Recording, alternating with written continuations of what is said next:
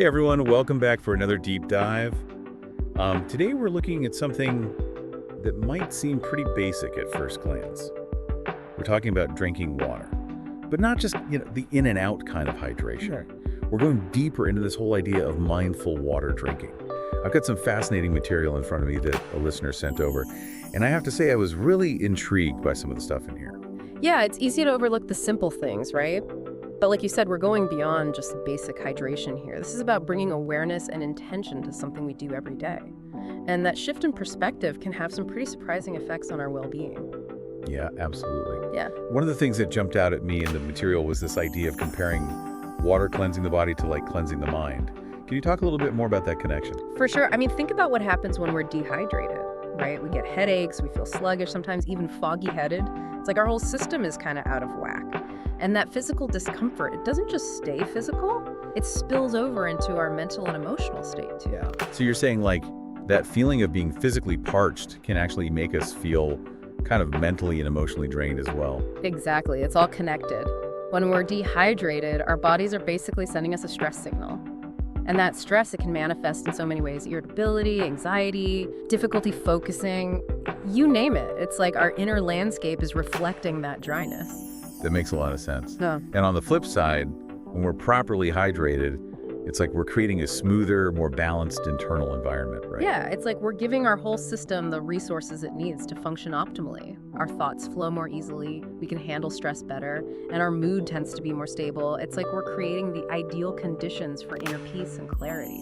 It's fascinating how something as simple as water can have such a ripple effect throughout our entire being. It really is. And this idea of water as a source of balance and flow is actually deeply rooted in Eastern philosophy, particularly in Zen Buddhism. Oh yeah, the material mentioned a Zen proverb about that: let things flow naturally forward in whatever way they like.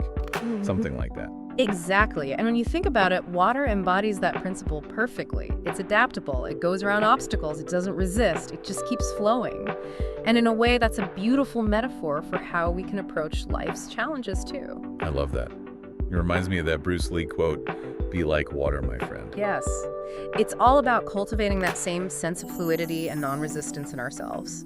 And mindful water drinking can be a powerful practice for doing just that. So it becomes more than just hydration. It's like a practice in mindfulness and self-care. Precisely. It's about bringing awareness to the present moment, to the sensations in our bodies, to the life-giving substance that's nourishing us. And that awareness, it can be incredibly transformative. Speaking of mindfulness, the material emphasizes starting the day with a glass of warm water. Why warm specifically?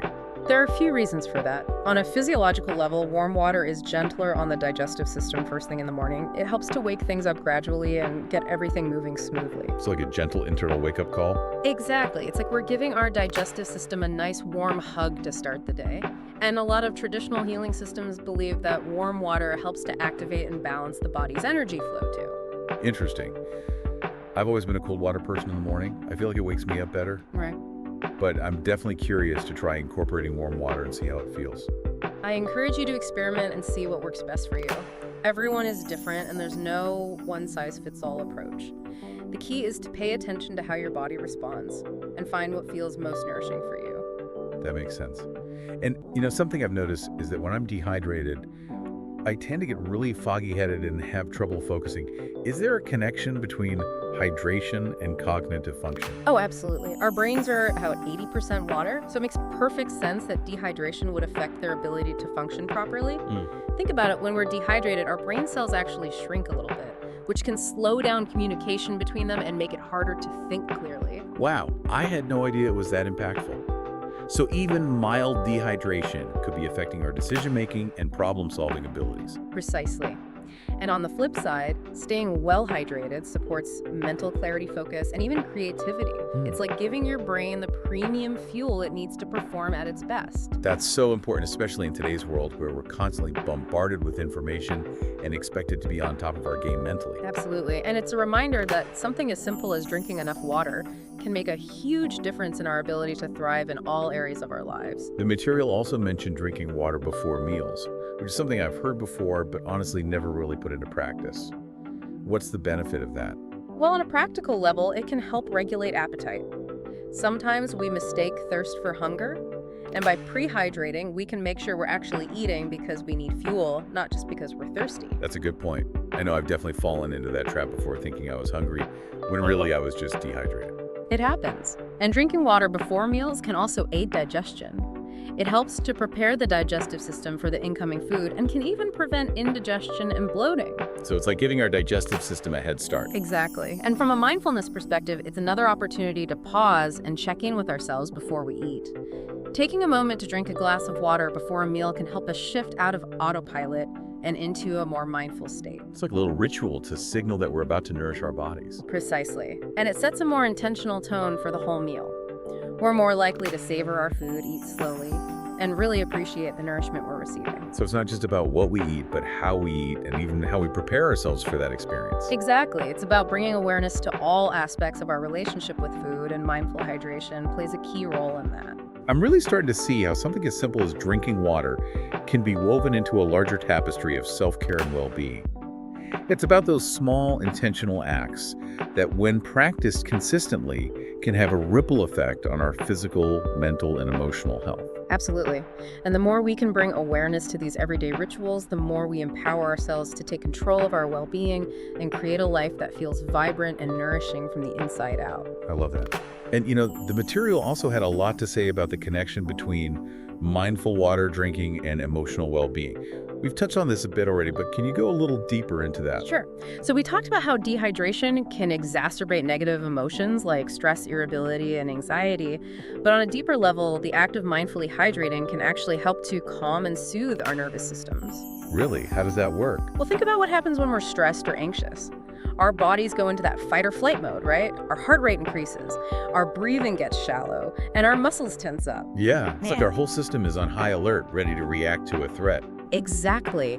And when we consciously slow down and take the time to drink water mindfully, it sends a signal to our nervous system that we're safe, that we can relax. It's like a mini meditation in itself. Precisely. And just the simple act of focusing on the sensation of the water, the coolness, the taste, the way it feels as it flows down our throats, that can help ground us in the present moment and shift us out of that heightened state of stress. So it's not just about quenching our physical thirst, but also about nurturing our emotional well-being. Exactly. And it's a practice that we can access anytime, anywhere. We don't need any special equipment or training, just a glass of water and a few moments of mindful attention. This has been so insightful. I'm really starting to see the potential of mindful water drinking as a tool for stress management and cultivating a sense of inner peace. It's a powerful tool, and one that I encourage everyone to explore. Even just a few minutes of mindful hydration each day can make a difference. And you mentioned earlier that warm water is often preferred in these practices. Can you talk a bit more about the specific benefits of warm water? Sure. So aside from the digestive benefits we talked about, warm water can also be soothing and relaxing for the muscles. Think about how a warm bath helps ease tension and stress. Well, drinking warm water can have a similar effect, especially on the digestive system. So it's like giving our internal organs a gentle massage. Exactly. And it can be particularly helpful for people who experience digestive discomfort, bloating, or constipation. That makes a lot of sense. And the material also highlighted the importance of sipping water slowly rather than gulping it down. Why is that? Well, on a physiological level, sipping allows our bodies to absorb the water more effectively. When we gulp, a lot of it just passes through our system without being properly utilized. So it's not just about the quantity of water we drink, but the quality of our intake. Exactly. And from a mindfulness perspective, sipping encourages us to slow down, savor the experience, and really pay attention to the sensations in our bodies. It's almost like a mini mindfulness practice in itself. Precisely. And it helps us cultivate a deeper appreciation for this life-giving resource that we often take for granted. I'm already feeling more mindful of my water intake just from this conversation. And the material had some interesting things to say about specific times of day when it's especially beneficial to drink water. Can you talk a bit about that? Definitely. We've already talked about starting the day with a glass of warm water. But in addition to that, it's also a good idea to drink water throughout the day, especially before, during, and after exercise. That makes sense. We lose fluids through sweat, so it's important to replenish them. Exactly. And drinking water during exercise can help prevent fatigue, improve performance, and aid in recovery. And what about other times of day? Is there an optimal time to drink water in relation to meals? Well, we've already talked about the benefits of drinking water before meals, but it's also a good idea to stay hydrated throughout the day. Aim for consistent intake rather than chugging large amounts all at once. So it's about finding a rhythm that works for our bodies. Exactly, and paying attention to our individual needs. Some people naturally need more water than others, and our hydration needs can also change depending on things like the weather, our activity level, and our diet. This has been so insightful. I'm really starting to see how much more there is to water than just quenching our thirst. It's a powerful tool for supporting our overall well-being on so many levels. I completely agree, and the best part is it's something that's readily available to most of us. We don't need any special equipment or trainings. A little bit of awareness and intention. Before we wrap up this part of our deep dive, I want to touch on one more point from the material that really intrigued me.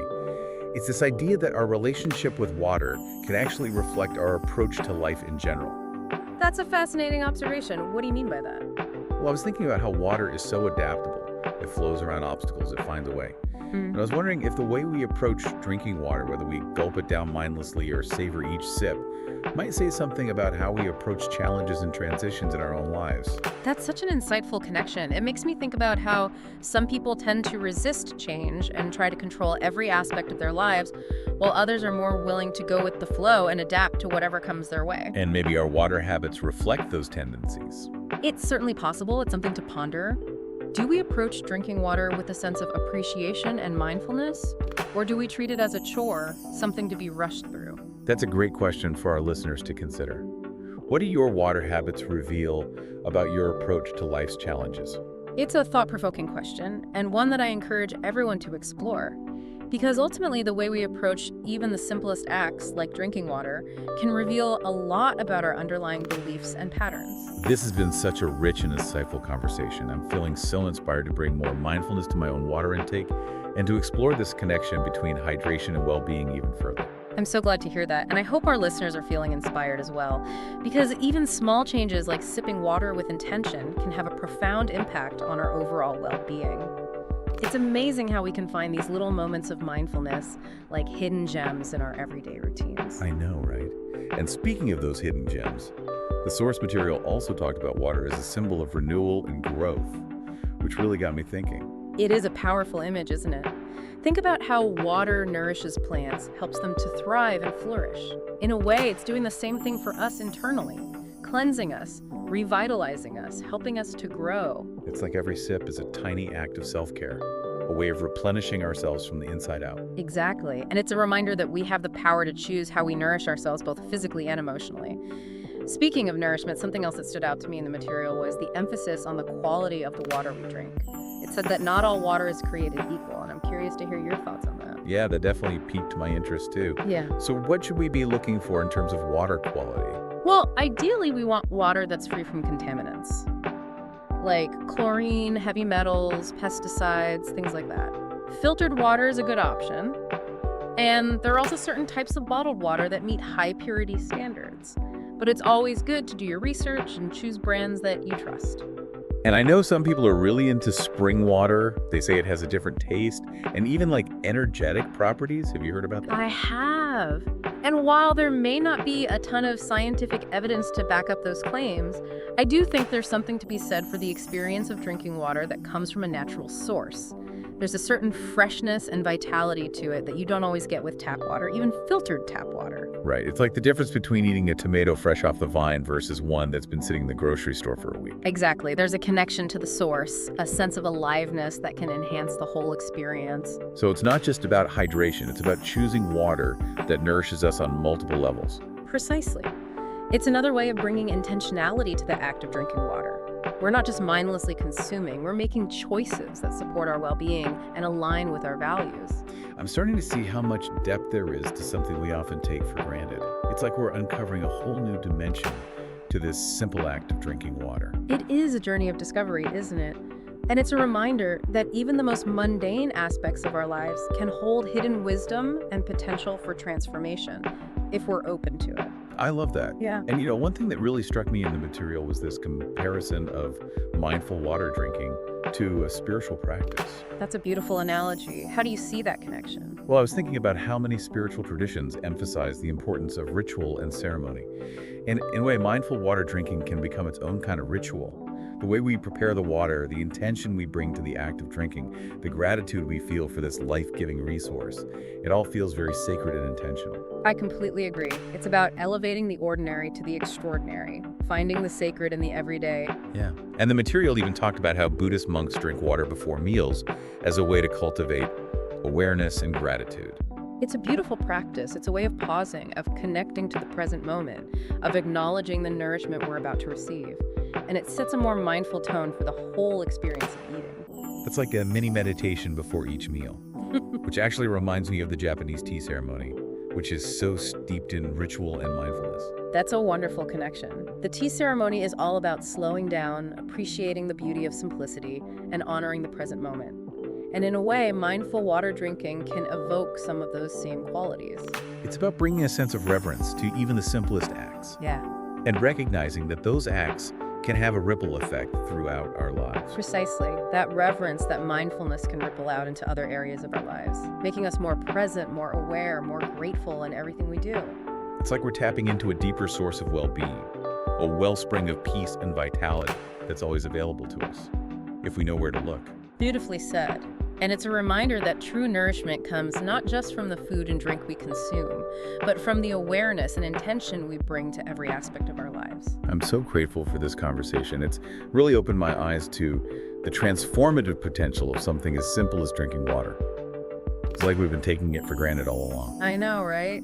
It's amazing how much we can learn from something so fundamental, and yet so often overlooked. Speaking of overlooking things, I think it's important to touch on the sustainability aspect of water consumption too. The material mentioned the environmental impact of bottled water, and that's something we should all be mindful of. Absolutely. While bottled water can be convenient, especially when we're on the go, it's important to be aware of the plastic waste it generates, not to mention the resources it takes to produce and transport it. Right. So whenever possible, it's best to choose tap water that's been filtered to remove impurities. There are so many great filtration systems available these days that make it easy to have clean, safe drinking water right at home. And I know a lot of people are also making the switch to reusable water bottles, which is a great way to reduce our reliance on single-use plastics. Definitely. It's all about finding ways to stay hydrated while also minimizing our environmental impact. It's about aligning our personal well-being with the well-being of the planet. Exactly. It's about recognizing that our choices, even something as simple as how we drink water, can have a ripple effect on the world around us. I love that. It's a reminder that we're all interconnected, and our actions have the power to create positive change, both for ourselves and for the planet. You know, as we're talking about this, I'm also thinking about how the quality of the water we drink can reflect the health of our communities and ecosystems. That's a really interesting point. Huh. We often think of water as this individual thing, but it's actually a shared resource that connects us all. Exactly. The purity of our water sources is directly tied to the health of our environment and the well-being of all living things. So it's not just about personal hydration, it's about collective responsibility. Beautifully put. It's about recognizing that access to clean, safe water is a fundamental human right, and that we all have a role to play in protecting and preserving this precious resource for generations to come. I couldn't agree more. And, you know, as we wrap up this part of our deep dive, I'm curious to hear your thoughts on the role of water in different cultures and traditions around the world. It's such a universal element, and yet it holds such diverse meanings and significance for people across the globe. Absolutely. Water holds such profound symbolic meaning in so many cultures. It's seen as a source of life, purity, renewal. I'm thinking about how many indigenous cultures have deep reverence for water and view it as a sacred entity, a living being with its own spirit and power. Exactly. And in many spiritual traditions, water is used in rituals of cleansing and purification. It's a way of washing away negativity and connecting to a sense of sacredness and renewal. And let's not forget the practical importance of water in agriculture. It's essential for sustaining life and livelihoods in so many communities around the world. That's right. Water is truly the lifeblood of our planet, and it's essential for the well-being of all living things. I think it's so important to honor and appreciate the diverse ways in which water is valued and utilized around the world, to recognize that our relationship with water is not just personal, but also cultural and global. This conversation has been so enriching. I'm feeling so much more connected to water on so many levels, physically, emotionally, spiritually, and even globally. It's like we've been on a journey around the world and back all through the lens of this one simple element. It's amazing, isn't it, how something so familiar can hold so much depth and complexity, and how exploring that depth can lead us to a deeper understanding of ourselves and our place in the world. I couldn't have said it better myself. And as we move into the final part of our deep dive, I'm curious to hear your thoughts on how we can integrate these insights about mindful water drinking into our daily lives in a practical and sustainable way. Because it's one thing to talk about these concepts, but it's another thing to actually embody them in our everyday routines. That's a great question. And it's one that I think a lot of people struggle with because it's easy to get caught up in the busyness of life and forget to prioritize our well-being. But I really believe that even small changes can make a big difference. It's about finding ways to make these practices a natural part of our lives rather than something that feels forced or burdensome. Yeah, it's all about those little tweaks we can make that add up over time. What are some things that our listeners could try to make drinking water more mindful? Well, one thing that's helped me is to make sure I always have a glass or bottle of water within reach, like right on my desk or on the coffee table. That way it's a visual cue to stay hydrated throughout the day. Out of sight, out of mind, right? Exactly. And, instead of just grabbing a water bottle on autopilot, take a moment to actually prepare your water with intention. Maybe add a slice of lemon or cucumber for a little flavor boost.